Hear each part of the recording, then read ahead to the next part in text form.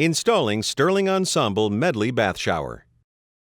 The appearance of your product may vary from what is shown in this video. Proper planning is key to achieving a successful installation. All the components packed with your product should be used. Refer to the installation instructions for product-specific information throughout the installation process. Ensure that plumb stud framing is present at the back and front corners.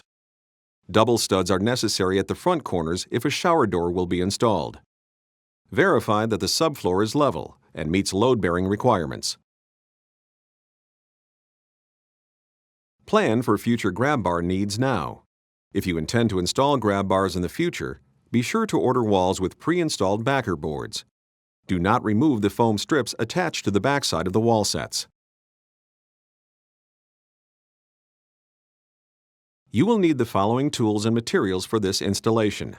Common tools to include are a pencil, tape measure, square, level, utility knife, and tack hammer.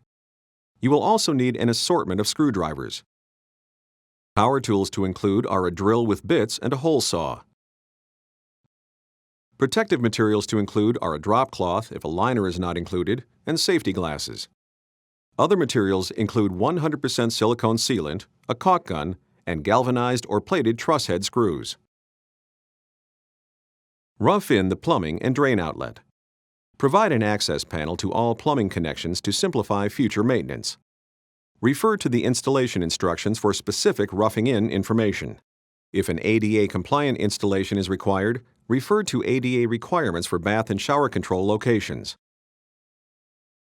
For bath or whirlpool installations, we recommend you install a threaded spout pipe after the wall is installed. For best results, we recommend that you install the bath or receptor in a bed of mortar cement. This will not only provide solid support, but will also eliminate the potential for movement and noise when in use. Otherwise, use the felt pad if provided.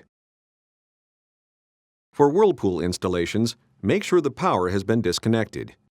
Install a GFCI-protected 120-volt 15-amp grounded outlet.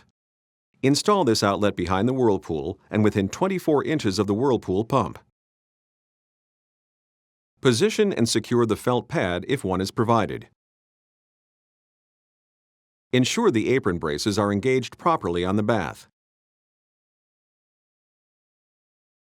If apron braces are not present, a 2x4 secured to the subfloor behind the apron will act as an adequate apron brace. Install the drain to the bath. Refer to the drain manufacturer's instructions. Move the bath into position. Install metal clips on the flange at the specified locations. Using the clips as a leveling aid, level the bath, and then secure the clips to the studs using screws that are galvanized or plated. If the gap between the clip and stud exceeds 1/8 inch, shim before securing. Install plastic attachment clips at all other stud locations where the metal clips are not present. At the center of the stud, slide the plastic clip between the flange of the bath and the stud. Secure each clip to a stud with a galvanized or plated screw. If the gap between the clip and stud exceeds 1/8 inch, shim before securing. Repeat this procedure for the remaining plastic clips. Insert a metal or wood shim between the floor and the product support. Make sure the unit is level. If backside access is not available to shim, we recommend you install this product in mortar cement. Check for debris in the bath channel. Install the back wall.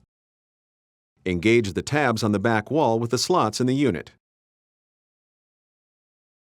Clean the surface of the bath rim. Mark hole locations for the faucet components on the end wall.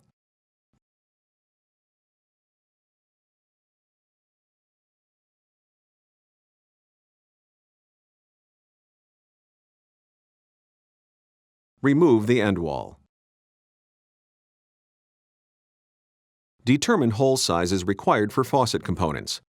Make sure the escutcheon, flange, or cover plate will be large enough to cover the drilled holes. Always follow the instructions included with your valve and fittings. Drill holes for the components.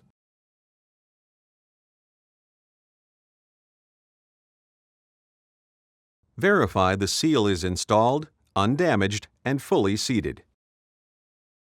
Position the end walls with the pins engaged in the wall interlock slots on the back wall. Verify that the end walls are flush against the edge of the bath. Make sure the gap between each wall and the top edge of the unit is less than 1/32 inch or the thickness of a credit card.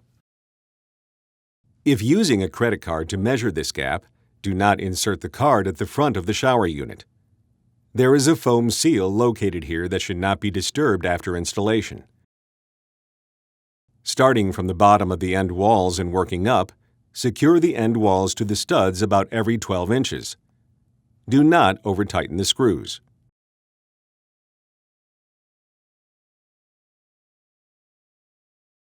Verify that the walls are plumb before securing to the studs. Add shims between the wall flange and studs prior to securing with fasteners.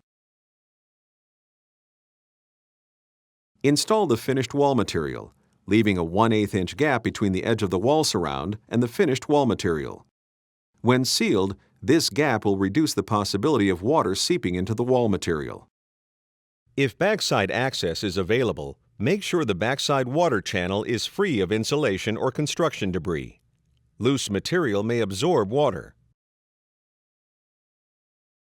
Seal the seams between the bath and the finished wall material with 100% silicone sealant.